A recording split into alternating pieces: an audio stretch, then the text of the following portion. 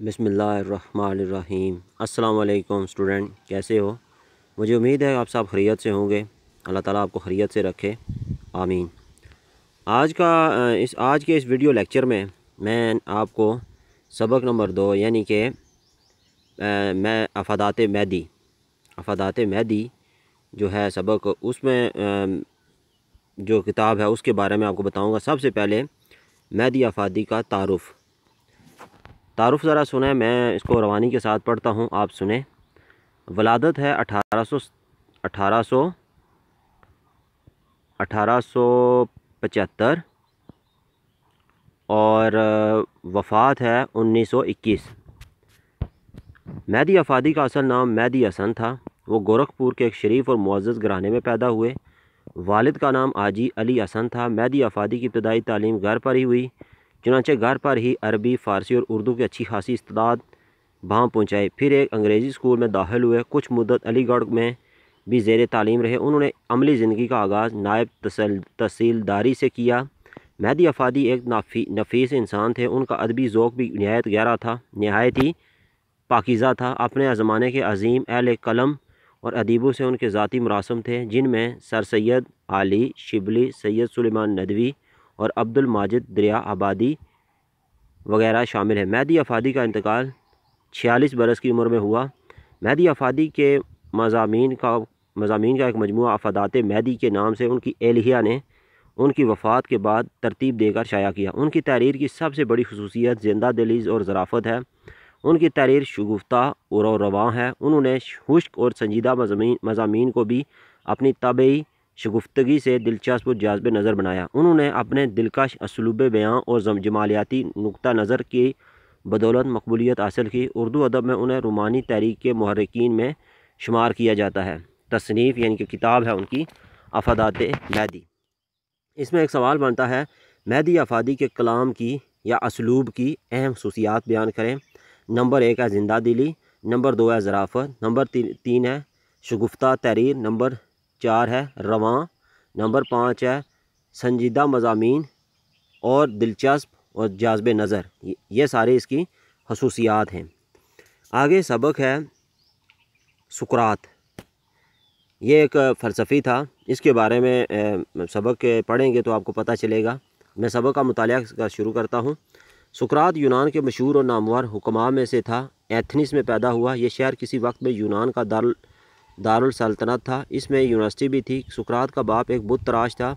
आबाई पेशे के रायत से उसे वहीद असर ने भी संग तराशी में मश्क बहम पहुँचाई, मगर आखिर इस फ़लसफ़े की तहसील का शौक़ हुआ। चूँकि तबीयत में कुदरती तौर पर आला दर्जे की सलाहियत मौजूद थी, उसने नहायत तेज़ी के साथ फ़लसफ़े का असर कबूल किया। न आगे है अवाइल उम्र में बिला तकाज़ाए आइन मुल्क की उसे फ़ौज में दाखिल होना पड़ा। कई लड़ाइयों में उसने बड़े बड़े कारहाय नुमायाँ किए। ज़ोनोफ़न और एल्सिबाइडिस से लायक शख्सों के जान इसी ने बचाई। इसी वजह से उन दोनों को भी उसके साथ बहुत मोहब्बत थी। ज़ोनोफ़न फ़ौज का एक सरदार होने के सिवा साहिब तसनीफ़ भी था। उसकी तसनीफ़ात खास पाया की हैं। एल्सिबाइडिस एक अमीर का बेटा था। हर किस्म के औसाफ उसमें कूट कूट कर भरे हुए थे। उसने सूरत के साथ उसने सोने पर सुहागे का रुतबा रखता था। लड़ाई से फरागत के बाद सुकरात ने अपनी पहली वज़ा तब्दील कर दी। खाने कपड़े में सादगी बरती। फ़लसफ़ियाना तहरीरें शाया की। हम वतनों की पाबंदी, मज़हब की तायीद की। रफ्ता रफ्ता हकीमों की एक कसीर जमात उसके ख्यालात से फ़ायदा उठाने लगी। पढ़ने पढ़ाने का सिलसिला जारी हुआ। मुख्तलिफ़ बागों और दरिया के किनारे पर ये अपने शागिर्दों को हिकमत और फ़लसफ़े के नाजुक मसले समझाया करता।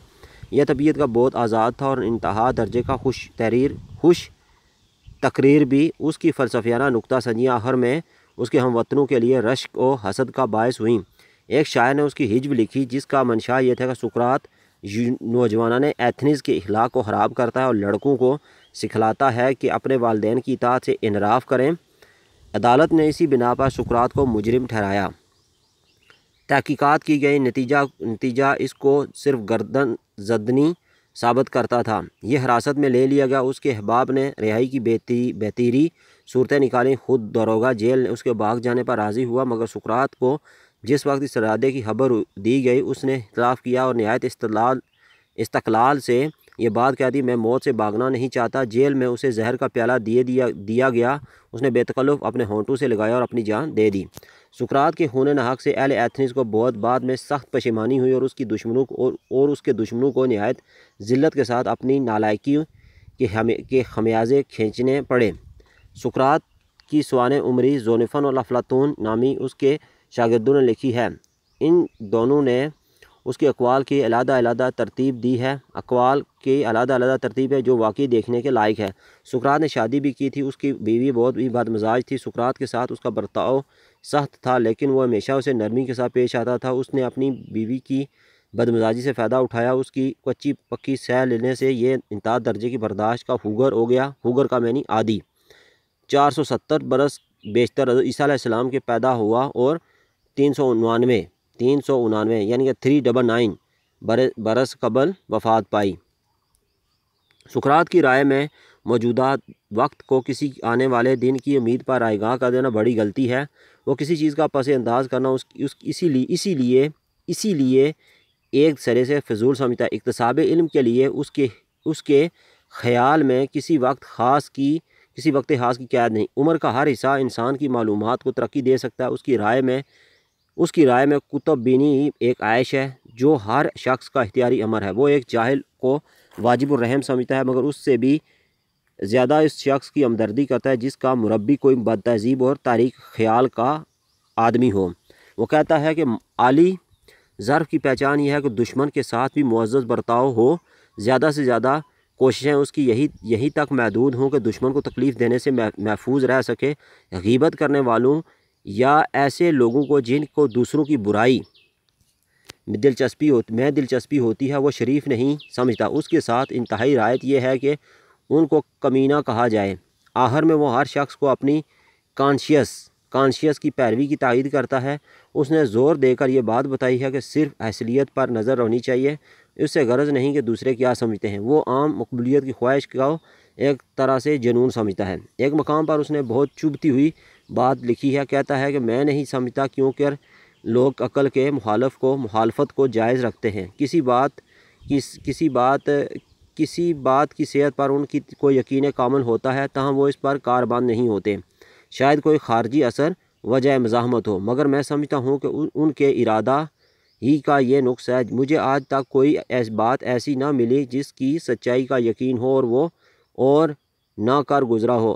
لوگ کچھ ہی سمجھا کریں، مجھے ان کی مخالفت کی قطعی پرواہ نہیں، اس لیے میں ان کو داخل جمادات سمجھتا ہوں۔ داخل جمادات بے جان چیزیں۔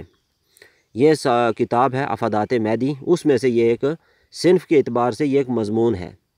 یہ صنف کے اعتبار سے ایک مضمون ہے اور ایک بڑا مضمون تھا، اس میں سے یہ مختصر حصہ اس میں سے منتخب کر کے آپ کے نصاب میں شامل کیا گیا۔ آگے مشق ہے، مختصر جواب تحریر کریں۔ یہ سارے سوال لکھے ہوئے ہیں، مشقی سوالات، اس کا آگے جواب ہیں، پھر آگے یہ خالی جگہ ہیں، یہ فل کی ہوئی ہیں، پھر اس کے بعد نیچے رموز اوقاف ہیں، وہ بھی جو ہے ان کے اوپر رموز اوقاف لگے ہوئے ہیں۔ تحریک پاکستان کے کسی رہنما کی زندگی اور حالات خدمات پر ایک مفصل مضمون لکھیں۔ یہ اسٹوڈنٹ آپ نے خود کرنا ہے۔ پھر آگے ایک آتا ہے رموز اوقاف، آپ ان کو پڑھو گے، واوین ہے، سوالیہ ہے، ان کے نیچے تعریفیں اور ان کی مثالیں بھی دی گئی ہیں۔ پھر آگے ہے ندائیہ اور فجائیہ، اس کی تعریف اور نیچے دی گئی ہیں اس کی مثالیں بھی۔ درج بالا سوال نمبر 6 درج بالا رموز اوقاف کو استعمال کرتے کم از کم 5 جملے لکھیں۔ اسٹوڈنٹ یہ آپ کا ہوم ورک ہے، یہ آپ نے خود کرنا ہے۔ آگے ہے دیے گئے مضمون اپنی رائے کا اظہار کرتے ہوئے بتائیے کہ مصنف نے کس حد تک سقراط کی شخصیتوں کا کارہائے نمایاں کا ذکر کرتے ہوئے قارئین کو متاثر کیا۔ یہ نیچے سقراط کی تصویر بنی ہوئی ہے۔ آگے ہے یہ سبق سقراط ہے، اس کے مشکل الفاظ کے معنی ہیں۔ اکتساب علم، علم کا اصول، انحراف، دور ہٹنا، چھوڑنا، جمادات، بے جان چیزیں۔ اچھا، اس کے بعد ہے رائے گاہ، ضائع، کانشیس، ضمیر، زندگی کی آواز، مربی، سرپرست، مہربان، تربیت دینے والا، مزاحمت، رکاوٹ، وحید اثر، یکتائے زمانہ، جس کا اپنے زمانے میں کوئی جوڑ نہ ہو۔ یہ اس کے مشکل الفاظ کے معنی ہیں۔ آگے ہے اسٹوڈنٹ مختصر سوالوں کے جواب۔ سقراط کے مخالفین نے ان پر کیا کیا کیا الزامات لگائے، یہ نیچے اس کا جواب لکھا ہوا ہے۔ سقراط ایتھنز کے نوجوانوں کے اخلاق خراب کر رہا ہے، وہ وطن سے بغاوت کر رہا ہے، نیز وہ نوجوانوں کو ان کے والدین کی اطاعت سے روک رہا ہے۔ سقراط کے لیے کیا سزا تجویز کی گئی؟ سقراط کو زہر کا پیالہ پینے کو پر مجبور کیا گیا، یعنی اس کو سزائے موت دی گئی۔ سقراط اگر جیم جوز ہے، سقراط کو فوج میں کیوں بھرتی ہونا پڑا؟ سقراط جواب ہے اس کا، سقراط کے زمانے میں چونکہ یونان میں ہر جوان کو فوج میں عمر کا کچھ حصہ گزارنا لازمی ہوتا ہے، اس لیے سقراط بھی فوج میں بھرتی ہو گیا۔ نمبر دالا سقراط کے شاگردوں کے نام تحریر کریں۔ جی جواب ہے، سقراط کے دو اہم شاگردوں میں زونوفن اور افلاطون ہیں۔ رے جوز ہے، سقراط کی تعلیمات کا خلاصہ اپنے الفاظ میں تحریر کریں۔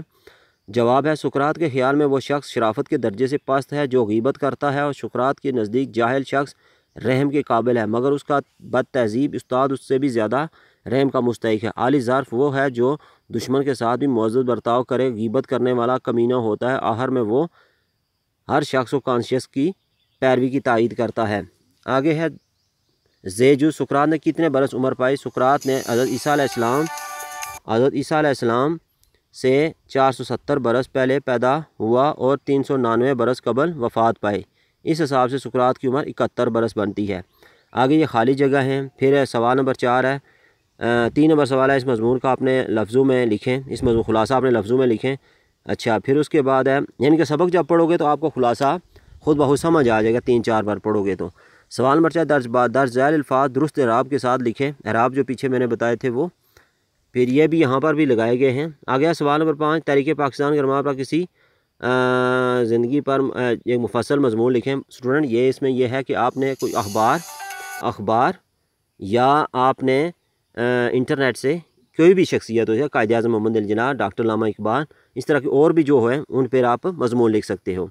آگے ہے درج بالا رموز اوقاف کو استعمال کرتے کم از کم 5 جملے لکھیں، واوین، سوالیہ اور ندائیہ، یہ سارے نیچے اسٹوڈنٹ دیے ہوئے ہیں۔ آگے ہے سوال نمبر 7، دیے گئے مضمون اپنی رائے کا اظہار کرتے ہوئے بتائیے کہ مصنف نے کس حد تک سقراط کی شخصیت اور کارہائے نمایاں کا ذکر کرتے ہوئے قارئین کو متاثر کیا ہے۔ جواب نیچے اس کا درج ہے۔ یہ تھا بچے آج کا لیکچر، تو مجھے امید ہے کہ آپ اس کو پڑھو گے، آپ کو سمجھ آئے گی، اور نیکسٹ ویڈیو لیکچر کے لیے اجازت دیجیے۔ اللہ حافظ۔